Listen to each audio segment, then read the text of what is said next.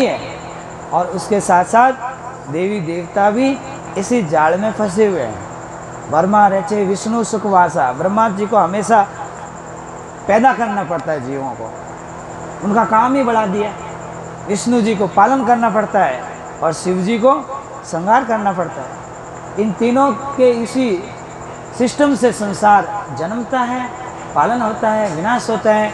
अब उनको भी अपना पिता नहीं मिला है, वो भी खोज रहे हैं। ब्रह्मा खोजत थाके, ब्रह्मा भी अपने पिता को खोजते खोजते थक गए, उनको भी परम पिता नहीं मिला।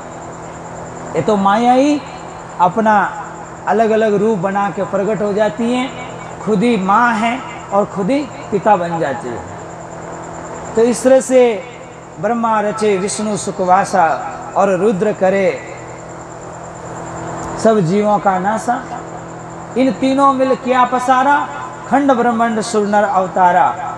इस तरह से ये सृष्टि चलती है और ये कर क्या सकते, इनके भी समझ में नहीं आती कि भाई जीव का जन्म मरण कैसे मिटेगा, क्यों आगे कोई नजर नहीं आता। जैसे किसी को कोई नजर नहीं आया तो क्या कहेगा। इसी प्रकार से जब सदगुरु संसार में आए तो अमरलोक से वेद लेके आए, तब साहिब ने कहा कि अमल मिटाऊं तास का, पटवो भव पारा हो। अरे कहवे कबीर सा मैं अमर करूं, जो निज होवे हमारा हो।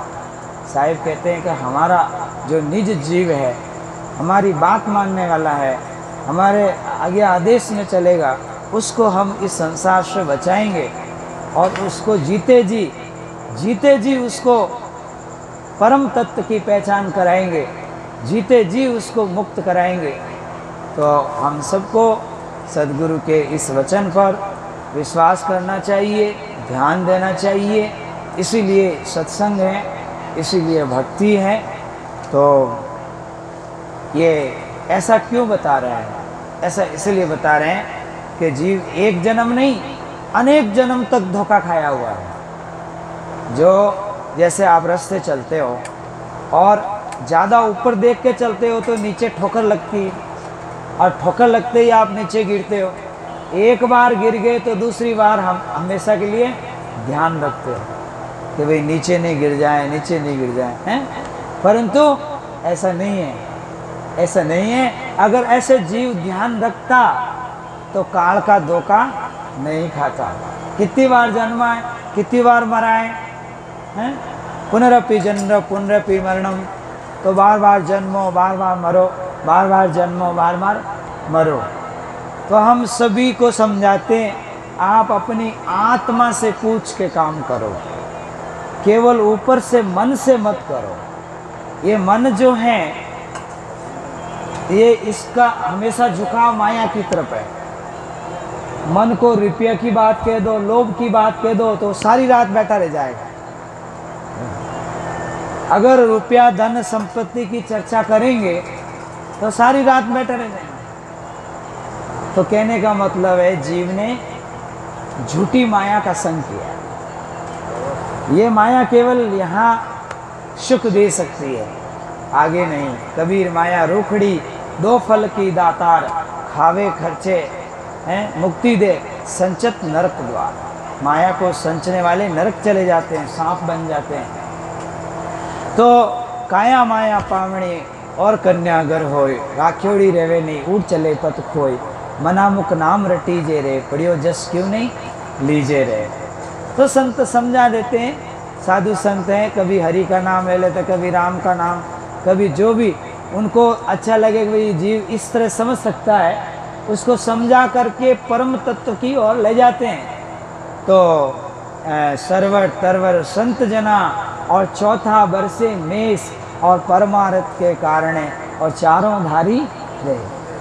तो कहे कबीर सो संत सुजाना, इन संतों में भी समझदार सुजान कौन है?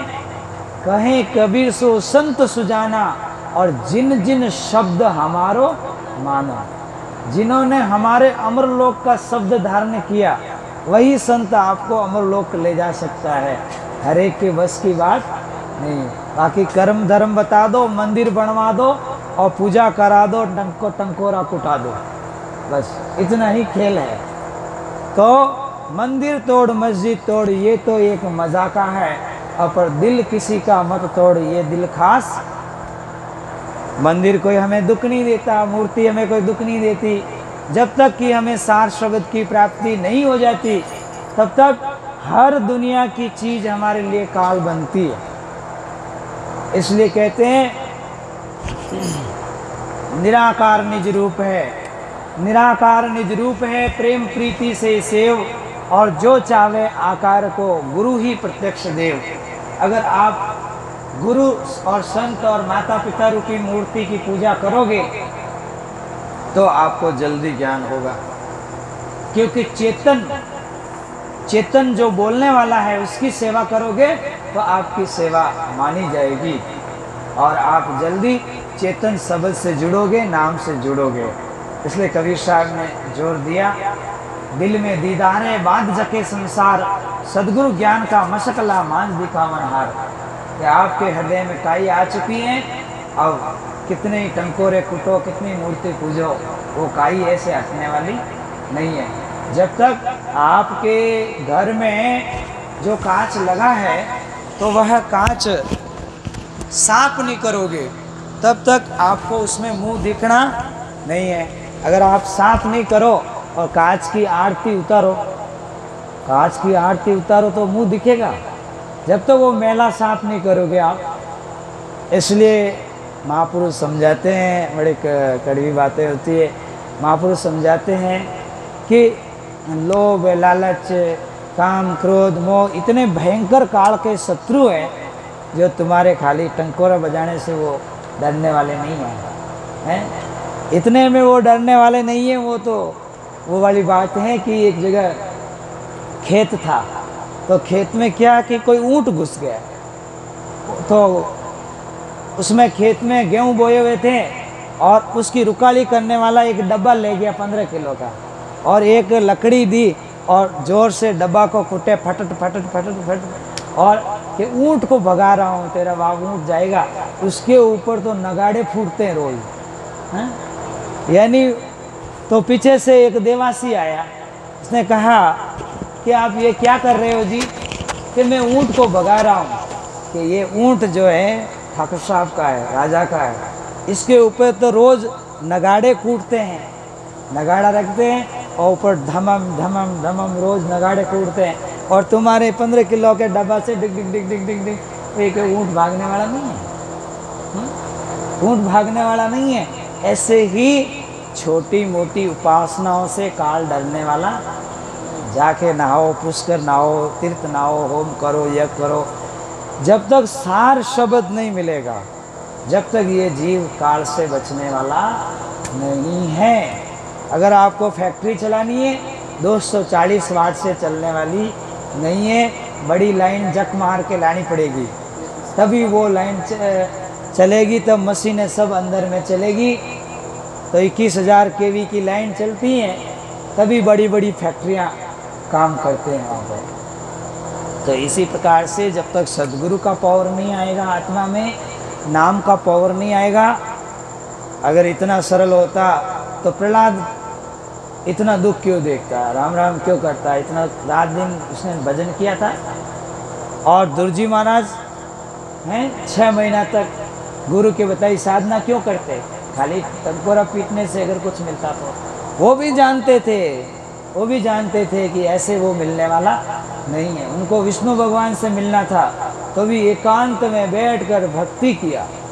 इसलिए महापुरुष समझाते हैं जड़ पूजा में आपको कुछ नहीं मिलने वाला है, आप चेतन की पूजा करो, किसी का दिल मत दुखाओ, और सब आत्मा का सम्मान करो, आत्मा से परमात्मा समझो, और खूब खिलाओ पिलाओ, ये बांटो और नाम रटो, दूसरी चीज़ों में ध्यान मत दो। कोई घर में अतिथि आ जाए उसको भूखा मत जाने दो, और शीतल वचन से उसको ठंडा वचन से बात करो, उसकी बात सुनो, अपनी बात कम करो, आने वाले की बात सुनो कि वो किस लिए आया बेचारा। तो इस तरह से ऐसे गुण धारण करो और आत्मा में परमात्मा को देखो। आत्म में परमात्मा जुदा रिया बहुकाल, सुंदर मेला कर दिया जब सतगुरु मिले दलाल।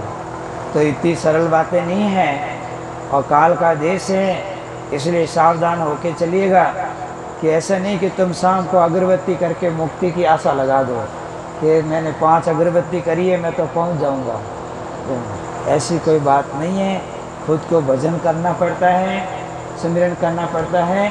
आनंद इसी में है कि आप नाम रटो, भक्ति करो। बोले सद्गुरु कबीर साहिब की।